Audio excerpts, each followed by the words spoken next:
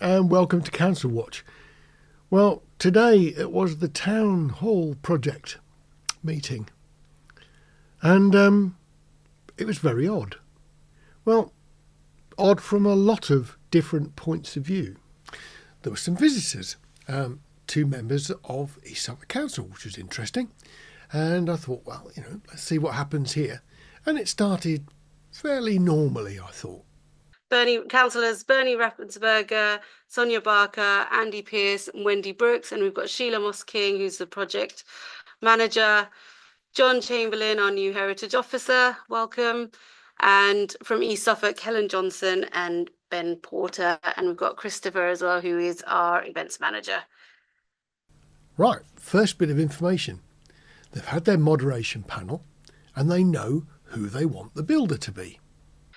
Item 67, to receive a recommendation from the moderation panel on the appointment of the main building contract. Is that over to you, Sheila?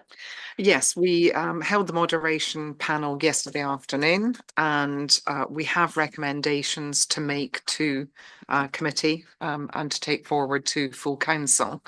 However, there are some details that I need to discuss that means that we'll have to take this into confidential session for later because of commercial reasons. I think we're all used to the idea now that when they want to talk about sensitive things and name names, they do it in their little private sessions. And we don't get to find out what they were talking about there, so they can say or do what they want. But that's how it is. But it went a bit differently. Anything else to say on that item? No, just to say that we did, as you know, receive 4 tenders. We've been through a value engineering phase with support from the 4 tenderers and had some really good quality responses. So to say that the quality of the bids has been consistently high even through that process. So that's gratifying. Now, clearly things behind the scenes have not been going quite as smoothly as we were led to believe. We heard the recent thing about budget shortfalls and unexpected expenses and stuff like that. But this comment by Andy Pearce suggests that the risk element of the Town Hall project has increased. And I didn't know anything about it. And quite clearly, some of the people in the room were a little bit mystified by this at all. But Andy wanted a monitoring period and the risk level increased for whatever the risk was that we're not allowed to know about. Item 68.2 to the risk register. Councillor Pearce. Just one request in relation to our project interactions. I would just like to ask at this stage for, I think we all know what happened previously. No reason why it will happen again, but I think the likelihood has increased. I would like the likelihood to go back up from 1 to 3 for an interim period and for it to be monitored for say 3 months. I think mitigations are in place, but I don't think it can realistically straight on. Project team interactions and something's been done. Sheila? Just for clarity, we're talking about the working relationship within the project team and staff in general. Councillor Brooks? Well, I mean, right, thanks, Sheila, but I'm still clear as mud as far as I'm concerned. It seems that I don't know if we need to do this in confidential. Does this need to be in confidential? It really depends. I mean, most people here know what happened, but if you really need me to spell it out, I can spell it out in confidential, yeah. But staff will need to leave for that item. Andy's going to spell it all out in the confidential section. So us normal people won't get to know what's been going on. Oh, well, back to normal. But Wendy clearly didn't understand what had been happening. Bit like us at home, really. And Andy, of course, today keeps forgetting to turn his microphone on. So I've had to fiddle with his volume a bit, so apologies for the poor audio in that bit. But it goes on. So item 68.3, receive updates on any revisions to the business plan. Business plan as in the cafe and people working in the town hall as an office space who will hopefully use the cafe.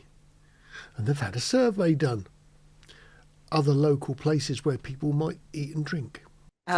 So the work continues in terms of looking at the commercial elements of the business plan, looking at the cafe organisation, and we've moved on from looking at the competitor analysis within the local market, and we're now looking at the different ways in which a cafe might be delivered, whether that's using in-house staff or whether it's a lease to a third party.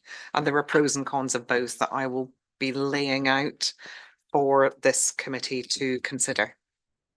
Today or? Oh, no, sorry, I beg your pardon. No, it will probably be, I would think it will be at December's meeting. It's unlikely to be November because I'll be preoccupied with main tender implementation. Thank you. Councillor Brooks?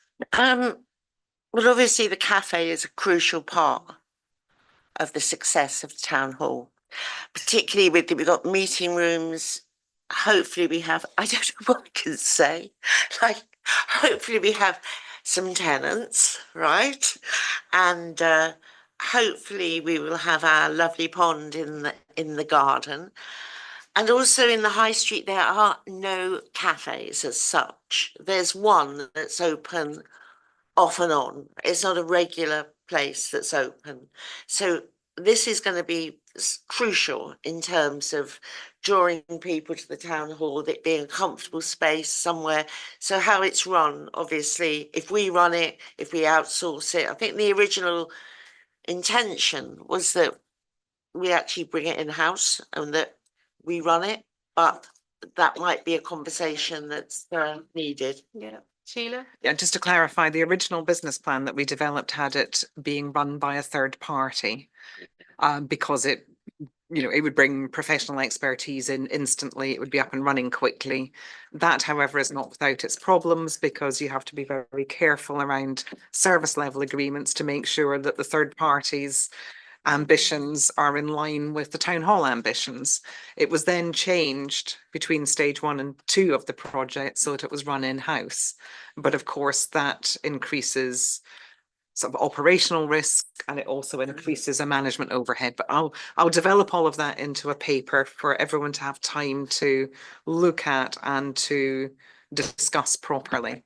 But I think it's important. But I do take your point about cafes in the high street. There are a couple that do open from time to time and are high quality. And it's ensuring that what's positioned within the town hall does no harm, as well as delivers for the town hall itself. Forgive me for breaking this section up, but something that Sheila said there is very important. She was talking about a level of professionalism to be able to run something properly. And that links into something that happens a bit later on. So sorry for the interruption there. Councillor Barker? Yeah, I totally agree. It's such an important issue because when we start, and I know this is a long time down the track, but the way I envisage it is when we do the comms to get people to work there, creatives, people, business who want to hire, have those rooms for their work. If you get people who do not have to then walk back into town, maybe, you get them there. And because it's such a good offer that they're there, perhaps including lunchtime and stay there and I presume staff as well will be able to use it. So it's such a key element of the offer that we give to the people of Lowestoft, having that there. So the key point here is that the very expensive town hall project, in actual fact, is designed to generate income by keeping people from going to see private businesses in town and spending their dinner money in town, making sure that they spend their dinner money in the town hall. Is that what councils are supposed to be doing?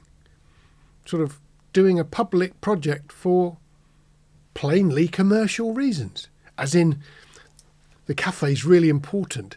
Let's make sure we keep all these people to spend their money with us. If that really is part of the business plan, is that really something Lowestoft Town Council should actually be doing? Trying to actually run it as a commercial enterprise to try and steal business from other people in the town? That seems a bit bizarre to me. Okay, so item 68.4, an update on the registrars. The registrars took the proposal to move into the town hall to their property planning board at the back end of September, and I've not had any feedback yet as to the outcome. Oh. I draw nothing from that. It's a sort of holiday time of year for people, and that may be an explanation. I think the registrars moving into the town hall is a pretty important feature.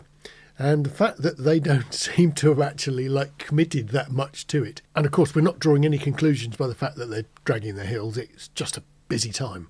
But it does make you wonder how secure the registrar's commitment is, doesn't it? All right. Item 68.5, note the interim activity plan update and consider any actions arising. We've got a new heritage officer. It would have been nice for him to introduce himself, but Sheila didn't seem to think that was important, so she moved straight on to the next item.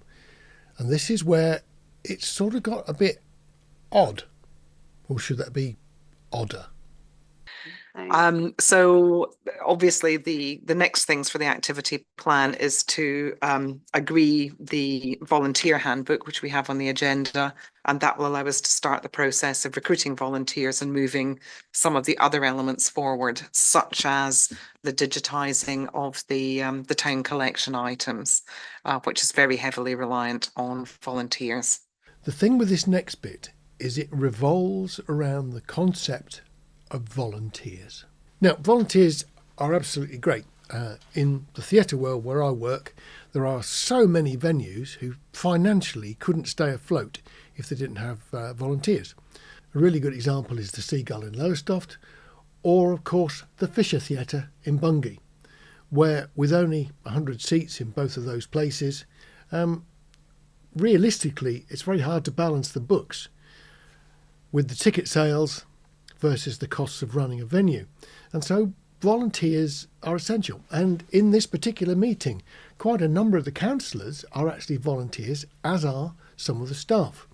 And they volunteer for worthy causes and they're quite used to it. But the town hall project manager's concept of volunteers is basically to do the shitty work that the council staff are not going to do. Like digitising old documents. Now, quite frankly, I can't see anybody wanting to volunteer to sit in a dusty basement with a big scanner, taking document after document after document and sticking them on a computer system. That's not what volunteers do. Undoubtedly, there might be a few individuals who find that sort of worthwhile and interesting, but her attitude seemed to suggest that she has a picture of the nitty-gritty, day-to-day, dull, boring stuff being done by volunteers. And that isn't what volunteers do. They do things that are interesting. That's why they volunteer their time for nothing. I suspect she's not going to have a huge take-up. But this whole section is about volunteers. And even worse, at one point there is sort of a suggestion that they've got to be careful about volunteers in case they nick the artefacts. They sort of danced around it a little bit, but clearly some conversations have been had about security and making sure that the people who are going to sort of look after all the artefacts are not going to nick them. Sorry, you have a series of documents. It's a full volunteer package, if you like. So what I've shared with you is the volunteer policy and the handbook being the key documents. But I also shared you a sample of some of the other elements of the package that Kate, John's predecessor, put together. I think it's a very comprehensive package of documentation so that you can bring volunteers on in a more formal process. So there will be an interview, there will be reasons, there'll be an application process, an interview, an acceptance, a rejection. Then we go through induction and training, understanding what it means to be a volunteer. But there are also elements in the package of things like, how does a volunteer raise concerns if they feel that something is not happening correctly, they're not being managed properly, or whatever that may be. And there's also sort of exit interview process and how you stop someone being a volunteer if for some reason that volunteering has become inappropriate. So I think there's a really good package of information. I have spotted a couple of typos which will be removed, but I think there's a good package, and I'd be interested to know what your views are on it and whether we can take it forward as the basis for recruiting volunteers. I do think she's got this completely round the wrong way. That sounds like a human resource manual for dealing with trouble. The way that I just can't imagine a volunteer having an exit interview. You know, when I work with volunteers, something will happen in their personal life. They don't have any commitment to the organisation because they don't get paid. They're doing it entirely for their own benefit. They don't really worry about what they're doing from the sort of employer's sort of perspective at all, do they? They do it because they love it. If they leave, they leave. The idea that you have exit interviews for volunteers is just, well, it's just crazy. Because most of them, if they leave, it will either be because something has happened, they've fell out with somebody, they've got no time, they've got a full-time job, they can't do it anymore. It's all those sort of things. Now, volunteers talk about that all the time. You know, it is not like an employer-employee relationship. Volunteers are a very different breed of people. I deal with them all the time, and I just can't believe some of the things they're talking about. If you're going to volunteer for something, you want to know the good stuff. What will I be doing? What will I maybe get out of it? You know, I mean, is there something on offer that will give me some sort of benefit?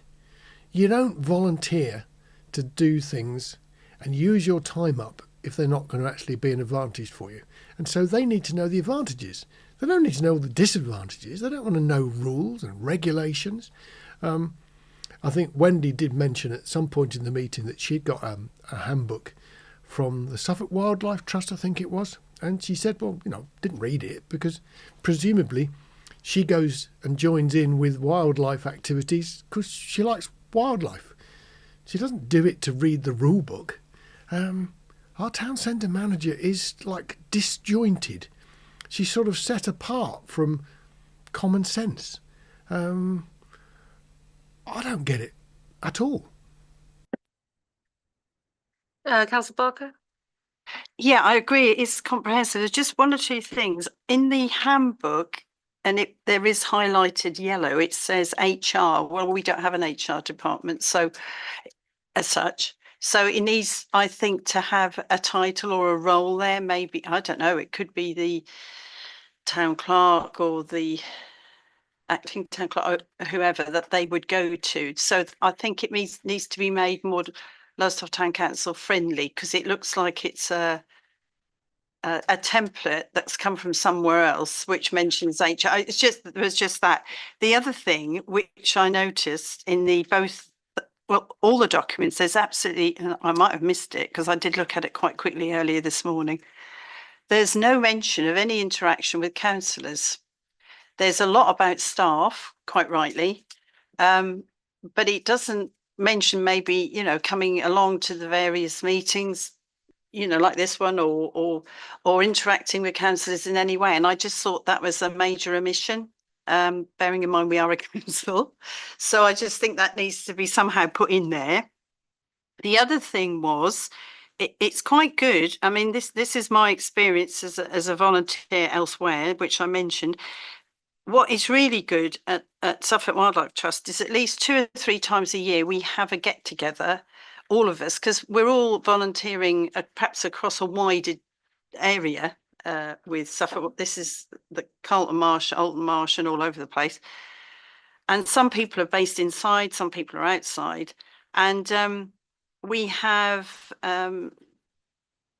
volunteer sort of celebration sessions, which are meals that we all, well, a lot of us go to. There's a barbecue in the summer, the evening near Christmas. It's that kind of thing. And it's there that you could also invite councillors. So I just feel it was good, but it was a bit corporate and it didn't kind of include the relationship interaction, which you need, to me, on this project. I think Sonia put her finger on it. The volunteers is a social thing. People do it because it's fun, it's nice. There's a sense of camaraderie between the people. You're part of a team, but you're all volunteers. And that sort of corporate image doesn't really work, does it? I mean, when you think about volunteering, it's actually somebody giving up their time willingly and for free. But obviously, you want some control over who those people are going to be. And that you're not going to run into all kinds of issues over things that might happen. Is it my question is it actually welcoming enough? Because it seems to me that if I was I do volunteer with Suffolk Wildlife Trust. If I'd been handed something like this, I'd probably never have gone back. I quite like what Wendy just said. You know, if I'd been handed something like this, I probably wouldn't have gone back. That about sums it up, doesn't it? Just a couple of questions from me. So who would manage the volunteers? I don't know this lady, so I'm assuming she's one of the representatives of East Suffolk Council. But she's got some good questions. Managing volunteers is part of the heritage officer's role in terms of the ones that be recruited It's just for that bit there. was left blank. Oh, was it? Yeah. Okay. In turn, also within the handbook, I felt that it kind of read as two separate documents. I felt that the beginning part was very good in terms of obviously what the volunteering promise was, what they expect to get from their experience. I felt that you could also include what we'd ask for volunteers in terms of engaging them in the evaluation.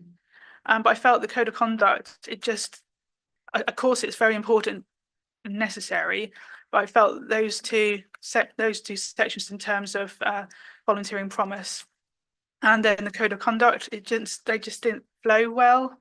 And I felt like the do's and don'ts is quite, you know, if I was reading, I know this handbook will be presented to volunteers. I felt that was a little bit too, I can't really say over the top because obviously you need to get those messages across, but whether the language can be softened a bit. Ironic, isn't it? A visitor, first meeting, seems to understand it better than the town centre project manager. Oh well. In terms of the application form, is it best practice to have two references needed for a volunteer? And now we're getting to the more heavy stuff. Clearly, the plan was to ask each volunteer to provide 2 references. Now, I don't know if any of you have got experience of how the reference world works lately. It's very different from perhaps what we had 20 years ago, where you could actually ask for a reference and people would tell you what they thought. Nowadays, sadly, if you ask for a reference, you're more than likely going to get, yep, they work for us between that date and this date, and that is all it will say. Now, for a volunteer reference, what you're really after is a character reference, really. You're not really looking at an employment reference, are you? You want to know that someone's really good talking to kids or someone's really good at explaining difficult or historic facts. It's that sort of stuff you want to get. And people are very unlikely to put that in writing. In most cases, you actually discover whether they can do it or not at the interview, don't you? But we're going down a dodgy path now, so we're starting with references. Oh, sorry, Helen, just to suggest that, I mean, to ask for references seems to me over the top for volunteers, but maybe rather to get round it, because if you want to know what, maybe say, ask something like, who recommended that, you know, can you know, just so that we can see they've got some links to the community somewhere, you know, why, you know, to find out why you're volunteering, or I don't know, there's maybe some way of putting it so that the volunteer can say, well, you know, I met so-and-so. Well, but actually references, I think, is, first of all, they can be easily abused anyway. So, and you're certainly not going to chase them up, but that's kind of like putting it into the world of work, paid work, and maybe there's some way of finding out how they knew about it and blah, blah, rather than... I would have thought that would be part of the application form, would it not?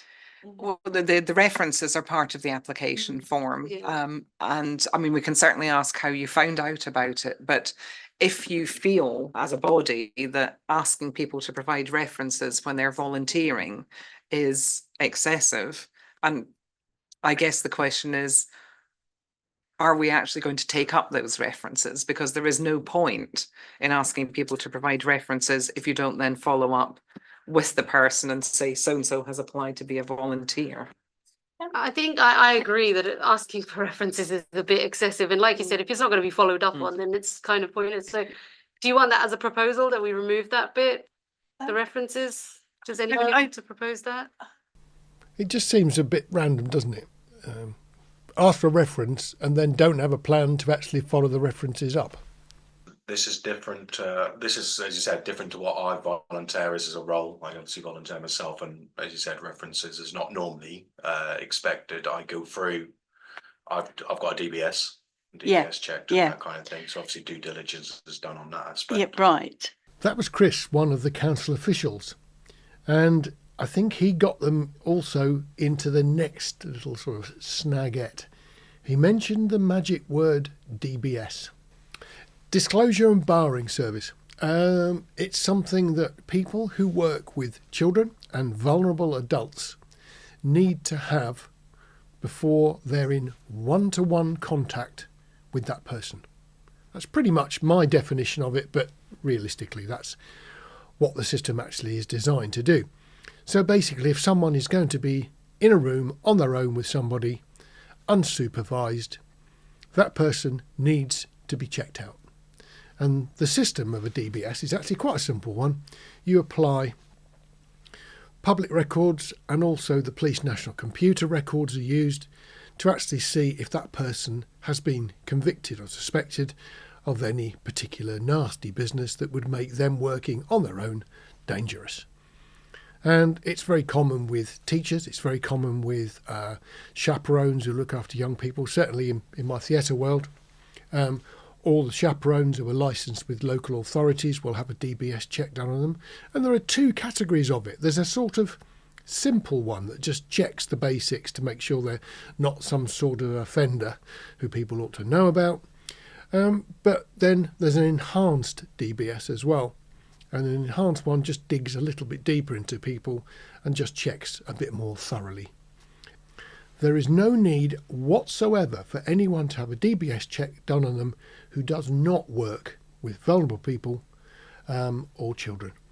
And that's pretty much it. In actual fact, there are actually fines for doing DBS checks on people like plumbers. You know, if a firm decides to do a DBS check on all their plumbers or electricians because they work in schools, you're not allowed to do that. I thought I'd double check. So I pretended to be Lowestoft Town Council, used the government's checker. It's a system online that you can enter details and it will tell you if you're eligible to do a DBS check on employees or volunteers.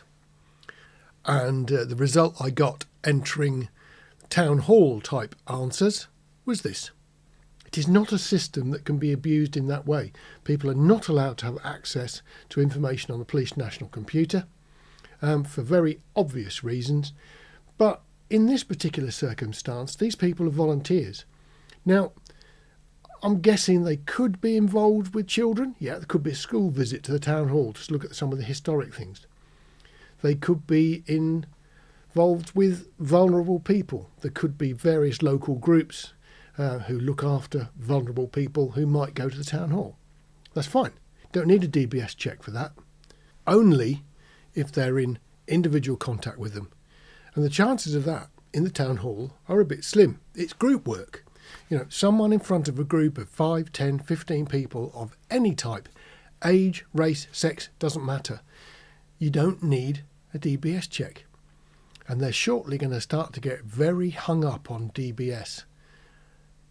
You really would think that they'd know what they were talking about, but clearly they're all a little bit sort of confused, including some of the people who probably should know better. Is there a volunteer policy for and handbook and forms for volunteering? Well, there's There's a friends It's a policy, friends policy, which yeah, is probably what comes Closest closest. to what this is. But it's different because they're not actually working with the town. They're working. On a town council asset, but Yes. not with. They're not with directly. us, so they don't have to do things like provide references or things like that. I don't know. I mean, I suppose it's how you phrase it about a reference, you know. I don't know. It's just, I mean, I could be completely wrong, and it might be necessary to actually say, or maybe as a point of contact as well, that it'd be quite useful to have a point of contact if anything goes wrong. Like, I don't know. Yeah. Would all volunteers be DBS checked? Volunteers would only be DBS checked if they were going to be in a volunteering situation where it was necessary.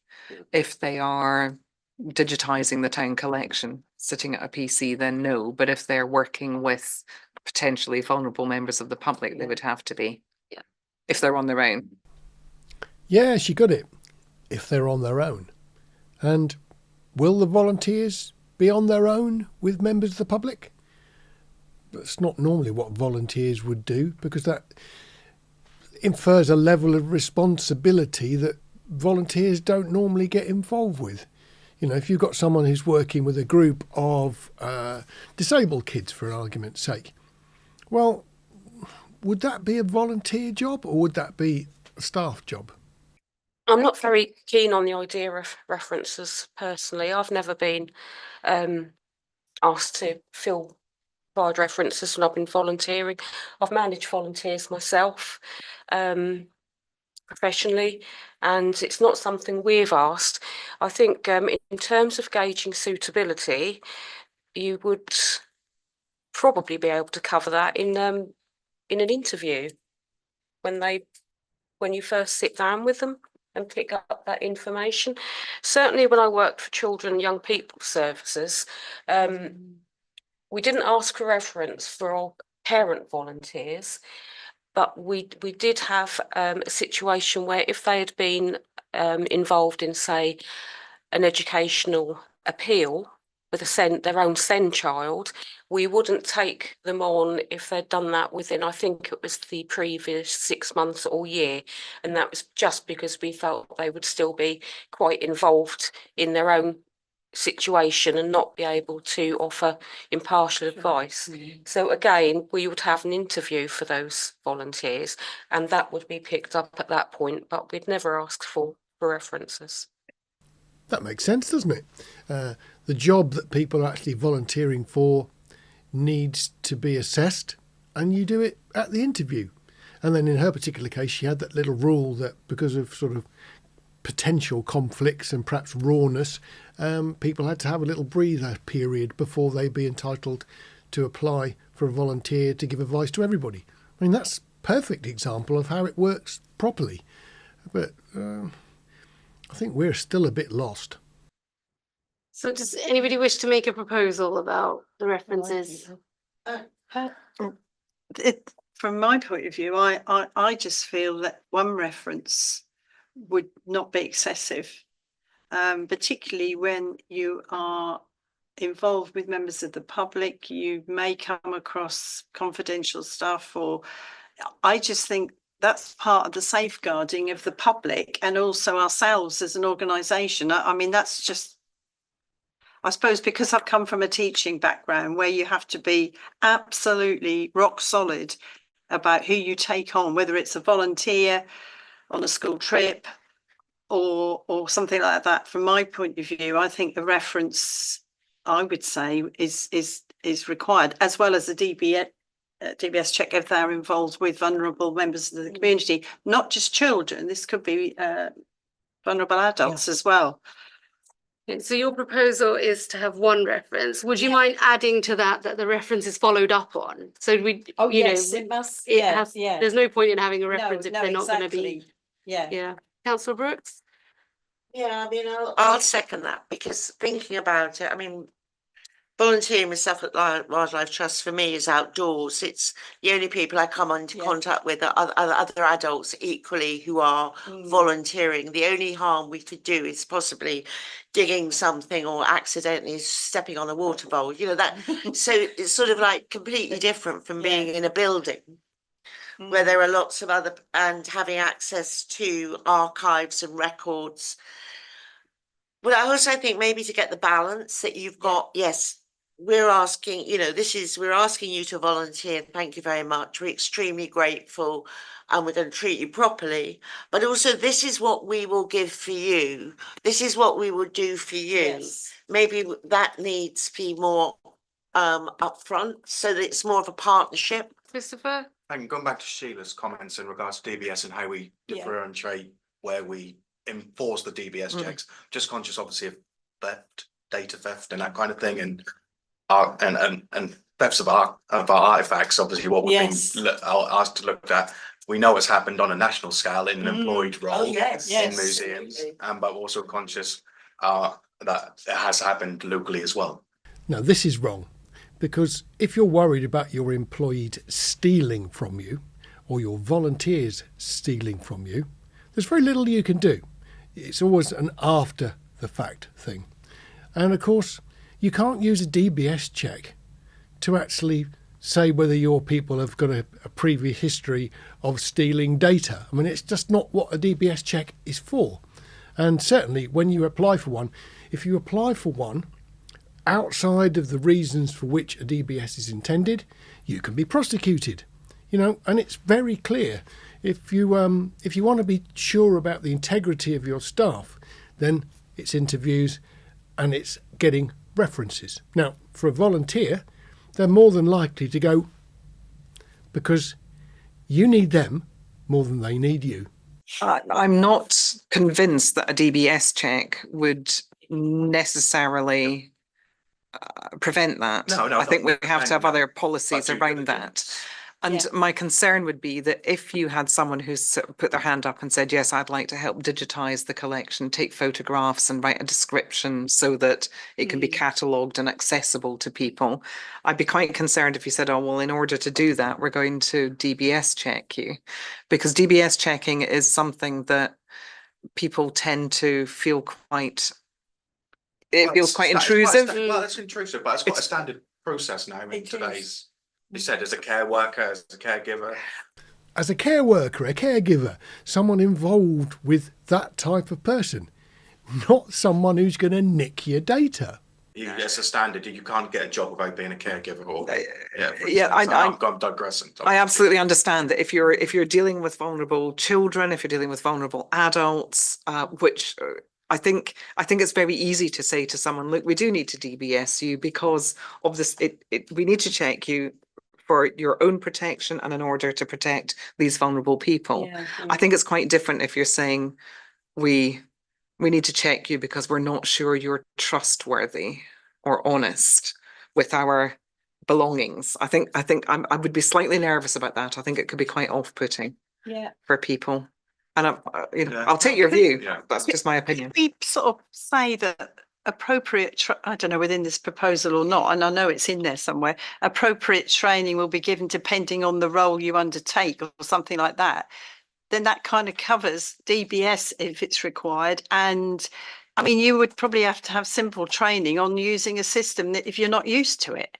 You know, you might be used to Mac and you have to do it on Microsoft, I don't know. So you're going to have training regardless of what you're doing.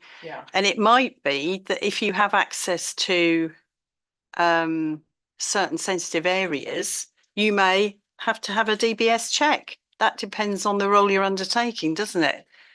Absolutely not. You know, if you've got access to sensitive areas, that has nothing to do with DBS. Not a jot.